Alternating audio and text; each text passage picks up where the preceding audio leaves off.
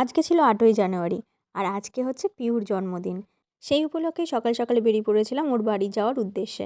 এত সকাল সকাল বেরোনোর একটাই কারণ, ওর বাড়ি হচ্ছে অনেকটাই দূর, ধুলাগড় থেকে নেমে আরও প্রায় 40 মিনিট মতো ভেতরে। ট্রেনে করে প্রথমে বালিতে নেমে বালিহল থেকে বাস ধরে নিয়েছিলাম। তো কোনা হাইরোড থেকে শিল্পা আর শিল্পার ছেলে উঠেছিল আমাদের সাথে যাবে বলে, কিন্তু কোনা এক্সপ্রেসওয়েতে গিয়ে যেই বাসটায় উঠেছিলাম সেটা হয়ে গেল খারাপ।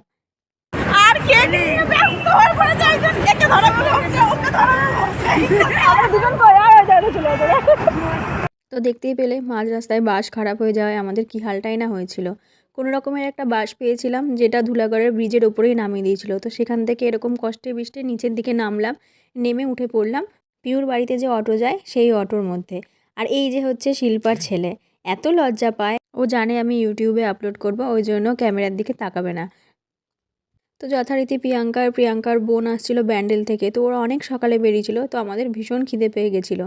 কিন্তু পিউর বাড়ি যেতে যেতে প্রায় 40 মিনিট লেগে গেছিলো শুধু অটোতেই। তারপর ফাইনালি আমরা নামলাম। আমি কিছু বলি, কতক্ষণ জার্নি করে এলি বল? বাবা আমি তো পুরো শেষ, ট্রেনে পুরো চেপে গেছি, কাপড় হয়ে গেছে আর আসবো না। চল খিদে পেয়ে গেছে বিশ্বাস যে এখান থেকে। তবে এটা ভালো ছিল যে অটো থেকে নেমে একদম কাছেই ওর বাড়িটা ছিল। তো চলে এলাম আমরা সবাই মিলে। আর এই যে কেকটা ওর হাতে ধরিয়ে দিয়েছে আগেই প্রিয়াঙ্কা।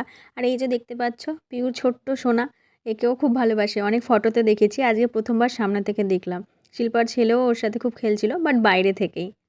আর এই হচ্ছে আরও কয়েকজন সদস্য ওর বাড়ির। আমাদের এতটাই খিদে পেয়ে গেছিলো যে পিউ মুড়ি দেওয়ার সঙ্গে সঙ্গে আমরা সবাই মিলে অ্যাটাক করেছিলাম। তারপরে মুড়ি খাওয়ার পর আমরা ওদের আশেপাশের জায়গাটা একটু ঘুরতে বেরিয়েছিলাম। এই যে দেখো কি সুন্দর চাষবাস করেছে যে যার নিজের বাড়িতে, তো খুব ভালো লাগছিল। আর এই যে এখানে একটা সুন্দর জায়গা দেখতে পেয়ে শিল্পা আর প্রিয়াঙ্কা মিলে ফটোশ্যুট স্টার্ট করে দিয়েছে। তারপরে ব্যাকে এসে আমরা ও ছাদে উঠেছিলাম পিউদের, তো যে যার ফোন নিয়ে ব্যস্ত। আমিও যদিও ফোন নিয়েই ছিলাম, কিন্তু আমি আশেপাশের এই সুন্দর দৃশ্যটাকে ক্যামেরাবন্দি করছিলাম।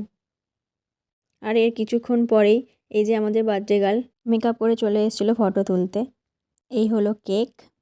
Happy birthday to you, happy birthday dear Piu, happy birthday to you. Cake cutting হয়ে যাওয়ার পরে পিউকে কেক খাইয়ে এবং নিজেরাও কেক খেয়ে আমরা কিছুক্ষণ গল্প করছিলাম। তারপর আর বেশি দেরি না করে চটজলদি লাঞ্চ করতে বসে গেছিলাম, কারণ অনেকটাই দেরি হয়ে যাবে যদি তাড়াতাড়ি না বেরোই ওখান থেকে।